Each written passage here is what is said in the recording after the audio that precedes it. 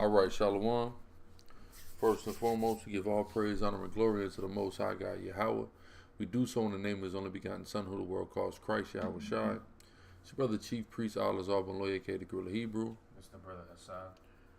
Back at y'all with another class. Early Wednesday. Yes, sir.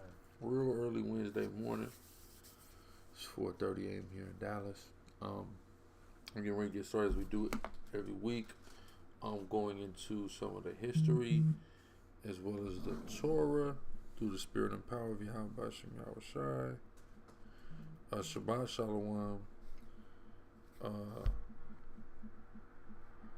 Shabbat Shalom, everybody observing the lunar Shabbat like we do. We're final day of the Feast of Unleavened Bread. Again, observing last week through the spirit and power of Yahweh Shem Yahweh Shai. So, oh yeah, we finishing out strong. The God of the One, Yahweh Shem Yahweh Shai, Barakatah, you already know. So we closing out this Feast of Unleavened Bread through the spirit. Y'all know how it go down. Strong, powerful, coming off of a powerful Passover. I want to make sure people go and watch that Passover class that we had before the ceremony last Monday. Make sure y'all watch that. Because since then, I've seen it's gone over some people's heads. And it's crazy to me how it can go over anybody's head, because it was one of the simplest lessons I've ever done about forgiveness. And about how to deal with things, and not holding grudges and not being a weirdo. And then I see Israel, they can't get really simple concepts. It's crazy. So go and I suggest everyone rewatch that. Also, the deacons portion going into how we're going to observe the Passover in the kingdom and the commemoration of our deliverance out of Egypt as well, out of the new Egypt rather. Right, will be added to the laundry list of holy day calendars that will be high holy days rather on the calendar that we'll be observing. So all that's real deep edification through the spirit and power of Yahweh Shem Yahweh Shai. So I suggest everyone going, if you didn't get it and you feel like you missed something, go rewatch that, because some of y'all missed it. I'm gonna be honest with you, some of y'all really missed it. But yeah, so without any further ado, we're gonna get into the history portion. Pick up where we left off. We're going to start in Numbers, the 16th chapter at the top. So go ahead, officer, when you got it. Numbers 16 and 1. Uh-huh. Now Korah, the son of Izhar, the son of Kohath. Korah, the son of Izhar, the son of Kohath, right? This is a Kohath. When you understand the Kohathites, those are Levites, right? That's a family of Levi. Levi was broken into various families. So Moses and Aaron, they are also Kohathites, right? But Aaron was separated out of all the Kohathites, and he has his lineage record with the Aaronites that goes with his son Eleazar, then his son Phinehas, etc., all the way down to high priesthood succession comes through that lineage, right? But then you have the other Levites, the Kohathites, who also are priests, but they're not high priests like Aaron, right? So here you have Korah, who's a Levite, right? Read. Yeah. It says Kohath, the son of Levi, and Dathan and Abiram, the sons of Eliab, and On, the son of Peleth, sons of Reuben, took men. So here we have this one Levitical priest, and you have a group of Reubenites, and they are coming together. They're commiserating, okay, for a specific purpose. Read on. And they rose up before Moses with certain of the children of Israel, 250 princes of the assembly. So here's 250 princes of the assembly, right? What does this mean, princes of the assembly? If you remember back in Numbers 1, right? You hear Numbers 1 and 18 read a million times. I'm sure y'all heard it by Israelite camps, right? And that substantiates what? You are what your father is, which is true. It certainly substantiates that. Dealing with contextually, the deeper thing that's going on there is they are choosing particular princes of each of the tribes. Every tribe of Israel had a prince and rulers and officers that were set up over it, chief people amongst that tribe that were looked to for leadership, guidance, and governance over that tribe, right? So now we have 250 princes. So these are 250 of the chiefest men in Israel amongst the various tribes, and they're being led by one Levite and a few Reubenites, right, which are so-called Seminole Indians, so you can understand, right? Read. It says 250 princes of the assembly, famous in the congregation. Famous. These are well-known brothers. These are what happens when well-known brothers rise up. They get a following. People want to follow them, right? Read on. Men of renown. Uh-huh. It says, and they gather themselves together against Moses. Against who? Moses. So now they're coming against Moses. So this conglomerate of 250 princes, famous men, people who had a following, people who had influence amongst the tribe of Israel, are now rising up and attempting a coup on Moses, right? A coup now, right? Read on. Against Moses and against Aaron. Uh-huh. And said unto them, ye take too much upon you. You see that? They say, y'all doing too much. Mo and Aaron. Y'all doing too much, read. Seeing all the congregation are holy. See that? Every Israelite is holy. That's what he's saying. Every Israelite is holy. Right? Read. It says, seeing all the congregation are holy, every one of them, and Yahweh is among them. Yeah, Yahweh's with us. All of us. We're all blessed. We're all a holy people. This is what he's saying to Moses. And he has a point, because that's true. But the Most High still is dealing with people. There's certain people who he sanctified. There's something called the Holy of Holies. That's what the temple is a pattern of. Okay? Right? Because when you deal with the temple is built to symbolize Israel. Right? So the temple is made up of 60 cubits long. Right? So you have 20, the 20 cubits at the top is called the Holy of Holies. That's the 1/3 of the temple, which symbolizes how 1/3 of Israel is separate even from the separate. Is the Holy of Holies. All of Israel is holy, but there's an elect, special, in particular, holy of holy people. In the Hebrew, is known as Kodash Kodash. That's the word for saints, right? This is what they're not understanding. They're not understanding that the Most High has selected carefully Moses and Aaron out of all of the Israelites that existed at that time to lead. Not only do they not understand the Holy of Holies, they're not understanding the Most High got two witnesses on the scene at all times, right? Which is the two lamps of oil that are pouring oil out. That's where the anointing is flowing from these two individuals, Moses and Aaron. The anointing of the entire nation of Israel. And these men, out of jealousy and envy, are trying to come against that. Right? Read on. It says, wherefore then lift ye up yourselves above the congregation of Yahweh. Why you think you better than us, nigga? That's what they saying. Right? Read. And when Moses heard it, he fell upon his face. Moses is falling upon his face. Why is Moses falling upon his face? Because we know Moses is a brother of extreme compassion and love for Israel. We've seen it time and time again going into this Bible. Going over these portions that we're going over in the history and the law. We're seeing the compassion of Moses. Right? We're seeing him, matter of fact, read that. It's Numbers 12:3. Now the man Moses was very meek above all the men which are upon the face of the earth. So he had a meek spirit. He's not a puffed up dude, and he wasn't a guy that didn't care about Israel. He cared. He asked the Most High multiple times, please don't kill them because X, Y, and Z, right? Knowing they were worthy of death. So he falls to his face. Why does Moses fall to his face? Because the Most High is dealing with Moses in a way that he rendered his own sister a leper, right? We saw this earlier. Right? A couple weeks ago, we read over that portion. This woman had the nerve to criticize his choice in a woman, and God gave her leprosy.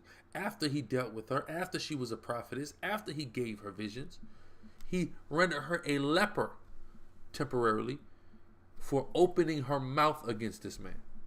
Not planning a coup, not trying to do any hurt, not trying to thrust him out of power, just for criticizing his wife. Saying, why would you give it a Cushite woman? That got her leprosy, right? So how much more is the Most High gonna deal with these niggas? Just think about that. This is why Moses is falling on his face right now, because he knows the judgment of the Most High is getting ready to rain on them. He doesn't want it to rain on them. He wants these guys to be spared. He wants mercy to come upon them. But he knows how Yahweh is going to operate. That's how Yahweh move when he's dealing with somebody, right? Read. It says, and he spake unto Korah and to all his company, saying, even tomorrow the Lord will show who are his. No, he said, listen, man. He got on his face. All right, look. The Most High going to show you who he's dealing with tomorrow. Is he dealing with this whole congregation? Or is he dealing with a specific dude on the scene right now? We're going to find out tomorrow. Read. It says, the Lord will show who are his and who is holy, and will cause him to come near unto him. Even him whom he hath chosen will he cause to come near unto him. The chosen one is going to be safe. Read. This do, take you censers, Korah, and all his company, and put fire therein, and put incense in them before Yahweh tomorrow. And it shall be that the man whom that Yahweh doth choose, he shall be holy. Ye take too much upon you, ye sons of Levi. See, Moses has set, read that part again about the censers. Moses is setting him up. Right? This is really voodoo he's doing. All right? It's not voodoo as we know it. Again, this is continually showing you where voodoo comes from and all this black magic that we of the tribe of Levi especially are into. All of this is coming from the Bible. So read this part again so they can understand. Read. It says, and put fire therein, put incense in them. Get you a censer and put incense in that censer. Read. Before Yahweh tomorrow, and it shall be that the man whom Yahweh doth choose, he shall be holy. He's setting him up. I'll explain. What you'll find throughout the theme of the Bible is the connection with different scents and smells and the angels, okay? And demons. You'll see a connection with all of that throughout the whole Bible, right? Now, we have Aaron's sons. They get killed. Right? Why did they get killed, officer? Strange fire. Strange fire. What's strange fire? God commanded a certain type of incense to go in the censers of Aaron and his sons. That specific type of incense, which you read about in Exodus, it is forbidden for it to be duplicated. Meaning only Aaron and them can have that incense. Right? So now what is Moses doing? We're going to light our incense, and they're going to light a strange incense. That incense is going to trigger the wrath of the destroyer that the Most High got following us around. And they're going to be destroyed. It's going to clearly show the distinction via the scent. What you're going to understand is scent is something that it transcends realms, essentially. What proves that again is when that certain incense is lit, the angel comes into the Holy of Holies. Why is he coming there? Why is it that Yahweh loves sacrifice? Because he likes the sweet savor of it. He doesn't dwell in our realm. He's not on earth walking around with us. Yet he wants to smell a sacrifice. So what you'll come to find out throughout this Bible is these smells transcend this realm into the spiritual realm. Right? Further proof. Even and sounds do in a sense too. Further proof, though, the book of Tobit. In the book of Tobit, you'll read about that as well, about how he took the fish and made that smell come out of that fish, and it drove that demon out. Right? People in the world, they like sage and things like that. Now, I'm not going to speak on the sage lighting, but it comes from this general understanding. Okay, that scents have a correlation in the spiritual realm. All right, so go ahead. It says, verse 8, and Moses said unto Korah, hear I pray you, ye sons of Levi, seemeth it but a small thing unto you that the God of Israel hath separated you from the congregation of Israel? So number one, he getting on Korah, right? As any great Levite, which Moses, of course, greatest Levite. What are you going to do when you see another Levite? What are you going to do? I'm not even going to deal with these other tribes. What in the hell are you doing? Right? So read that part again. Seemeth, this is number 16 and 9. It says, seemeth it but a small thing unto you that the God of Israel hath separated you from the congregation of Israel? Essentially, he's saying, is it not good enough that you're a priest of God? You've been separated from all of these people to be a priest to the Most High Yahweh. Is that not enough? That you're a priest? Is that not enough? Go ahead. To bring you near to himself, to do the service of the tabernacle. You're joined, you're joined unto the Most High. To do service in the tabernacle of the Most High. Is that not good enough? You now want to usurp us and be the top guy? It's not good enough you're a priest? Read on. To do the service of the tabernacle of Yahweh, and to stand before the congregation to minister unto them. And he hath brought thee near to him, and all thy brethren, the sons of Levi, with thee. And seek ye the priesthood also? For which cause both thou and all thy company are gathered together against Yahweh. You see, this is all about you trying to become the high priest. He read it. Boom. This is seek ye the priesthood also. He already said he's a priest. So what does he mean, seek ye the priesthood also? He's talking about the high priest. You see this in the Bible. Well, it'll say the priests and the Levites. And you be puzzled. Wait a minute. I thought the Levites are priests. The Levites are priests. When it says the priests and the Levites, the priest is referring to is the high priesthood, which is Aaron's sons. So it's singling out the separate of the separate of the separate, which are Aaron's sons. Right? So what's happening here is Korah wants to usurp the Aaronite high priesthood. That's his motivation. And he's managed to gather up men of a baser sort, though they are men of renown amongst the tribes. Morally, they're of a baser sort, that have a spirit of rebellion, which is as of witchcraft. So they're doing essentially voodoo here, right? But their voodoo is on the left-hand side, right? So go ahead.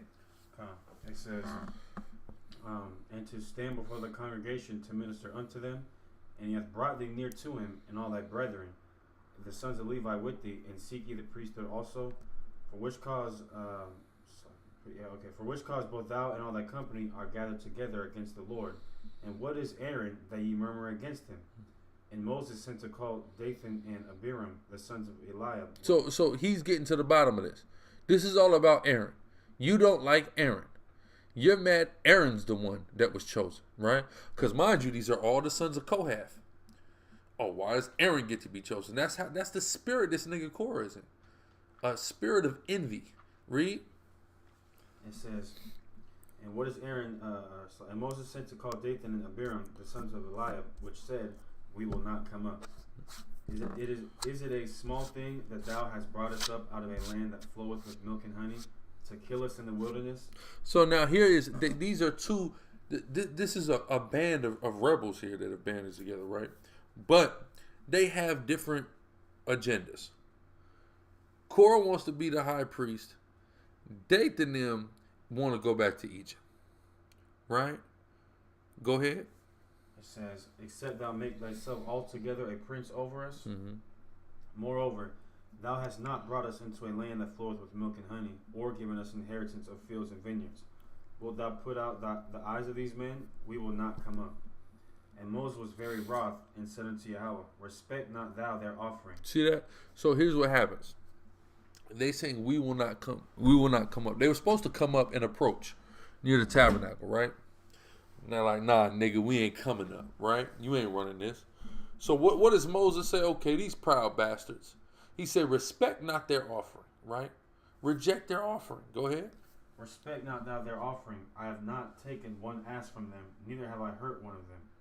And Moses said unto Korah, be thou and all thy company before Yahweh, thou and they and Aaron tomorrow.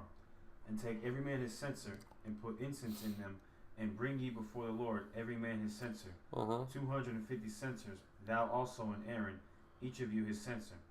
And they took... He said, Aaron, you also bring your censer. Remember that. So the scent that's coming out of the censer is going to differentiate the righteous from the wicked in this instance. Go ahead. And they took every man his censer, and put fire in them, and laid incense thereon, and stood in the door of the tabernacle of the congregation with Moses and Aaron. And Korah gathered all the congregation against them unto the door of the tabernacle of the congregation, and the glory of Yahweh appeared unto all the congregation. And the Lord spake unto Moses and unto Aaron, saying, separate yourselves from among this congregation, that I may consume them in a moment. And they fell upon their faces and said, O God, the God of the spirits of all flesh, shall one man sin, and wilt thou be wroth with all the congregation? And Yahweh spake unto Moses, saying... So basically, they don't want the judgment to come on all of Israel. Right? Read. Speak unto the congregation, saying, get you up from about the tabernacle of Korah, Dathan, and Abiram. And Moses rose up and went unto Dathan and Abiram, and the elders of Israel followed him. And he spake unto the congregation, saying, depart, I pray you, from the tents of these wicked men, and touch nothing of theirs, lest ye be consumed in all their sins. Listen, get the hell away from these guys, because judgment is coming, right? Read. So they got up from the tabernacle of Korah, Dathan and Abiram on every side. And Dathan and Abiram came out and stood in the door of their tents, and their wives, and their sons, and their little children. And Moses said, Hereby ye shall know that Yahweh hath sent me to do all these works, for I have not done them of mine own mind. Yeah, if it wasn't obvious already, right? That's how crazy Jake is. I don't understand how it's not obvious that the Most High sent this man. You got a point? Yeah, you know, Deuteronomy 18th chapter, the 18th verse says, the Most High will raise up a prophet like unto Moses, right? And right here it says, all these works I have not done them of mine own mind. And you read John 5 and 30, what does Yahushua say? I can do nothing of myself. That's right. Y'all can read it. It says, verse 29, if these men die the common death of all men, or if they be visited after the visitation of all men, then Yahweh hath not sent me. Mm-hmm. So if these guys just die regular old deaths, like any old person, die of old age or whatever, then the Most High not dealing with me. But, read. But if Yahweh make a new thing, and the earth open her mouth and swallow them up. If the earth splits and these niggas fall in the crack of the earth, if that happened, a very particular type of death, not a regular, not just they just die regular, cool. But if they die in this very particular manner, then what?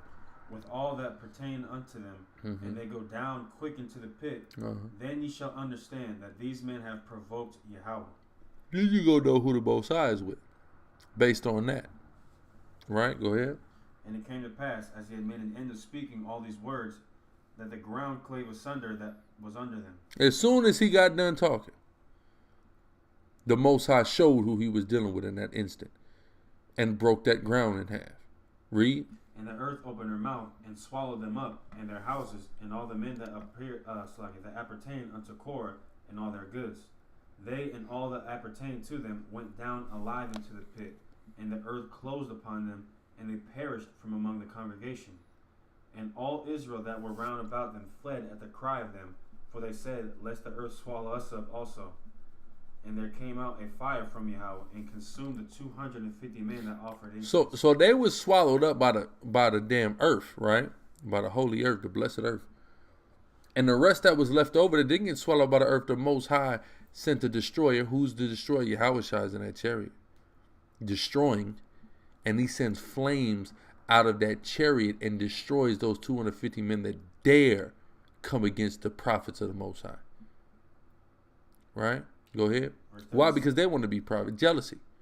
Right? Read. Verse 36. And Yahweh spake unto Moses, saying, Speak unto Eleazar the son of Aaron, the priest, that he take up the censers out of the burning, and scatter thou the five yonder, for they are hollow. The censers of these sinners against their own souls, let them make them broad plates for a covering of the altar, for they offered them before the Lord. Therefore they are hollowed, and they shall be a sign unto the children of Israel. And Eleazar the priest took the brazen censers, wherewith they that were burnt had offered, and they were made broad plates for a covering of the altar. So they put them things to use. Go ahead. To be a memorial unto the children of Israel, that no stranger, which is not of the seed of Aaron, come near to offer incense before Yahweh. Number one, it was a trick from jump. You can't offer, if you're not an Aaronite, you can't offer no incense to the Most High. So again, like I said, Moses is setting these niggas up. Right? Go ahead. They thought they was just going to offer incense. Ask King Uzziah what happened. Most High took it easy on him. Broke him out, leprosy on his face. Could have killed him. And the priests were going to kill him. You remember that? King Uzziah. Azariah was getting ready to kill that nigga. Okay? And then until the Most High gave him leprosy. Then they just thrust him out. You're not an Aaronite. You're not picking up that censer and offering that holy incense to Yahweh in the tabernacle. You're not doing it. People die for that. We just read about it. Die in a miraculous manner. Right? So there's only one family in Israel that's qualified to do that. Right? That's Aaron. Not even the other Levites. Just the Aaronites. So go ahead. It says that he be not as Korah in his company, as Yahweh said to him by the hand of Moses. But on the morrow, all the congregation of the children of Israel murmured against Moses and against Aaron, saying, Ye have killed the people of Yahweh. So here, Jake, you killed the Lord's people. No, the Lord killed them. He did it. Yeah, that's crazy. man. That's only blacks and Hispanics. It's something stupid like Man, that. that's a loyal people, man. Come on, man. They came against us. Well, I mean, how could you see? First off, how did Moses split the earth? No, that's what I was just about to say. How did he split the earth? And then not only did he split the earth and those ones died, but then 250 niggas got burnt. Fire out the sky. Listen, let me tell you something about the tribes of Israel. They got some nerve to speak against a man as great as Moses. That's crazy. Okay. It says, verse 42, and it came to pass, when the congregation was gathered against Moses and against Aaron, that they looked toward the tabernacle of the congregation, and behold, the cloud covered it, and the glory of Yahweh appeared. And Moses and Aaron came before the tabernacle of the congregation, and the Lord spake unto Moses, saying, Get you up from among this congregation, that I may consume them as in a moment, and they fell upon their faces. So here it is again. Here it is. The Most High is about to destroy us again. And why? Because, see, now watch this. Why is he getting ready to destroy? Because you're breaking the law. That's what they're doing here. They're breaking the law. What law are they breaking? Let's find out. Okay. This is Exodus 20. Was it 20? 22. 22. Okay, I was there. 22 and it's not. Okay, this is Exodus 22 and 28. Thou shalt not revile the gods. You shall what? Not revile the gods. They're reviling the gods. Who is the gods? In this instance, it ain't talking about him. It's talking about the rulers. Who's a greater ruler outside of Yahweh than Moses? Nobody. So, the hell is you talking about? This is a God amongst Israel. Moses along with Aaron. So you don't say nothing about them or to them. His sister had to learn. Korah, Dathan, them had to learn. Now the whole of Israel going to have to learn. Read. I'm going to go back to Numbers. It says, thou shalt not revile the gods, nor curse the ruler of thy people. Anyway, back to Numbers, the 16th chapter. It says, and Moses said unto Aaron, verse 46, Take a censer and put fire therein from off the altar, and put on incense, and go quickly unto the congregation, and make an atonement for them, for there is wrath gone out from the Lord, the plague is begun. So you got one person making an atonement offering, one person making intercession for the whole nation. This is a precedent for that, for these idiots that try to deny that this was something that was going on in the Torah because they don't read it. This is clearly one individual making intercession on behalf of the whole nation to Yahweh through sacrifice. Right? Read on. And Aaron took as Moses commanded, and ran into the midst of the congregation, and behold, the plague was begun among the people. And he put on incense, and made an atonement for the people. And he stood between the dead and the living, and the plague was stayed. Now they that died in the plague were 14,700, beside them that died about the matter of Korah. Right, so 250 died. 14,000. We rounded up to about 15,000 people the Most High took out behind coming against Moses and Aaron. 15,000 of his chosen people he killed for coming against Moses and Aaron. Right? So read. It says, and Aaron returned unto Moses unto the door of the tabernacle of the congregation, and the plague was stayed. That's it on number 16, but I got a precept. I know you got it. This is Sirach chapter. This really summarizes the whole chapter. Sirach chapter 7, verse 29. Fear the Lord with all thy soul, and reverence his priests. And reverence his priests. That's simple. They weren't reverencing the priests, so the Most High killed 15,000 of his own people for not putting respect on the name of the priest. Right? So that's important. Go ahead. 17. This is Numbers 17:1. And Yahweh spake unto Moses, saying, Speak unto the children of Israel, and take of every one of them a rod according to the house of their fathers. So the Most High is getting ready to do something else now. Getting ready to do another miracle to further solidify, though he's done it a million times prior to this, that he's dealing with Aaron. Go ahead. Of all their princes according to the house of their fathers, 12 rods, write thou every man's name upon his rod. And thou shalt write Aaron's name upon the rod of Levi. So every tribe was going to have its own staff. But on Levi's staff, he said, just write Aaron. This is essentially Aaron's staff. Right? Read on. For one rod shall be for the head of the house of their fathers. Mm-hmm. And thou shalt lay them up in the tabernacle of the congregation before the testimony, where I will meet with you. And it shall come to pass that the man's rod whom I shall choose shall blossom, and I'll make to cease from me the murmurings of the children of see Israel. that rod shall blossom.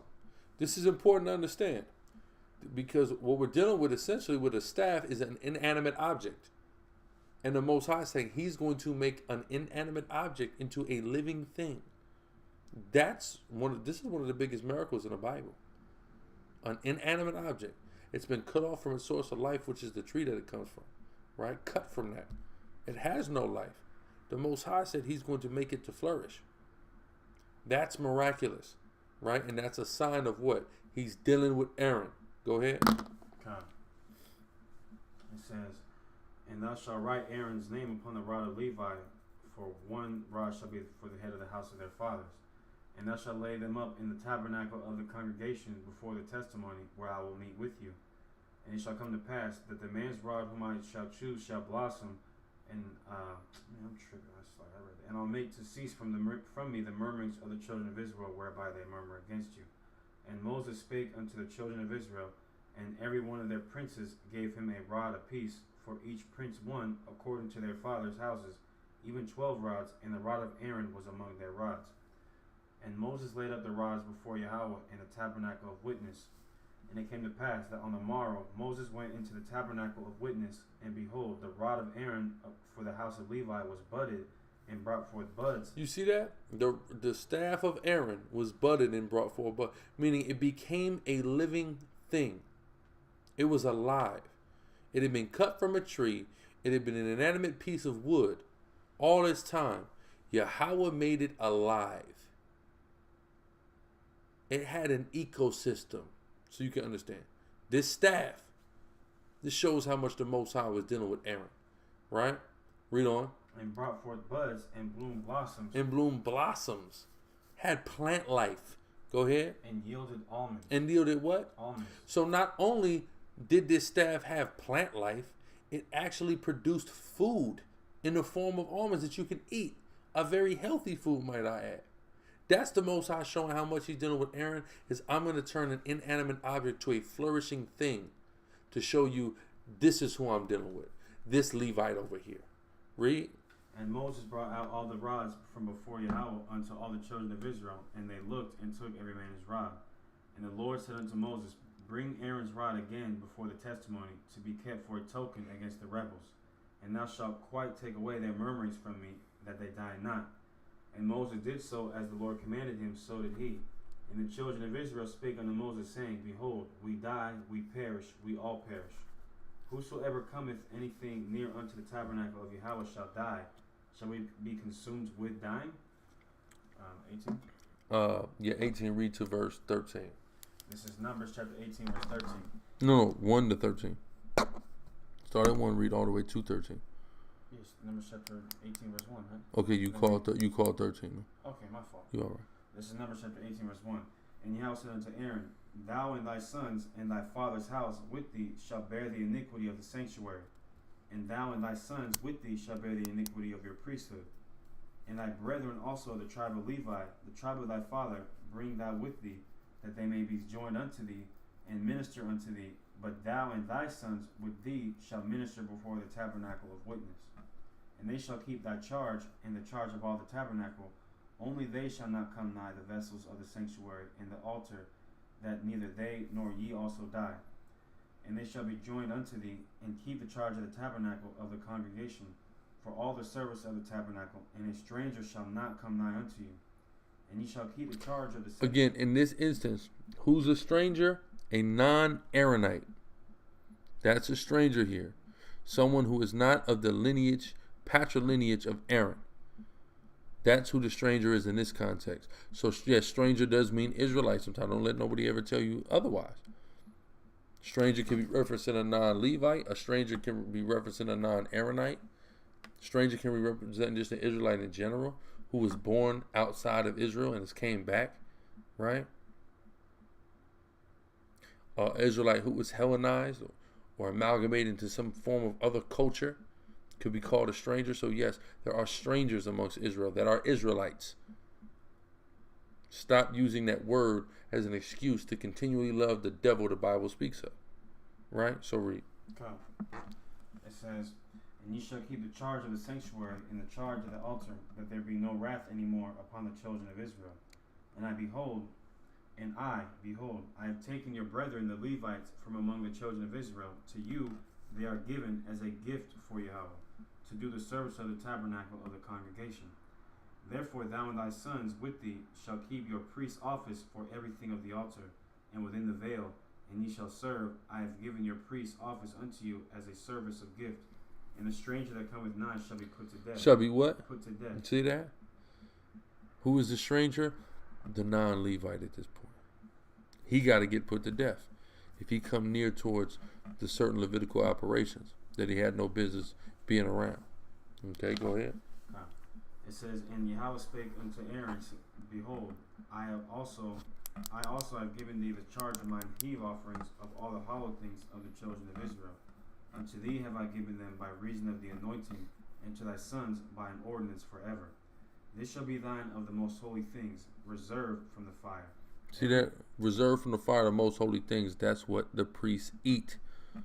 Those most holy things. Go ahead. It says, every oblation of theirs, every meat offering of theirs, and every sin offering of theirs, and every trespass offering of theirs, which they shall render unto me, shall be most holy for thee and for thy sons. In the most holy place shalt thou eat it. Every male shall eat it. It shall be holy unto thee. Mm-hmm. And this is thine, the heave offering of their gift, with all the wave offerings of the children of Israel. I have given them unto thee, and to thy sons, and to thy daughters with thee by a statute forever. See that? So the Levitical priests and their families would eat off of the heave and the wave offerings that came in. Go ahead. Every one that is clean in thy house shall eat of it.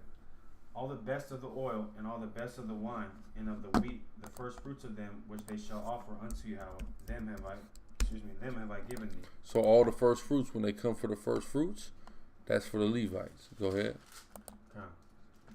2 verse 13 or just a through? 2 verse 13. Okay, that's it. You read 13? No, I didn't read 13. Read 13. Okay. It says, and whatsoever is first ripe in the land, which they shall bring unto Yahweh, that shall be thine.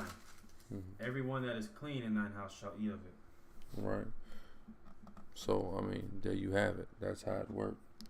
So, like, we're going to, it's a little early, but we're going to close up a little early this week. Y'all know we got, a lot going on. I'm actually got my trip to Seattle and Tacoma this weekend, and we're packing up.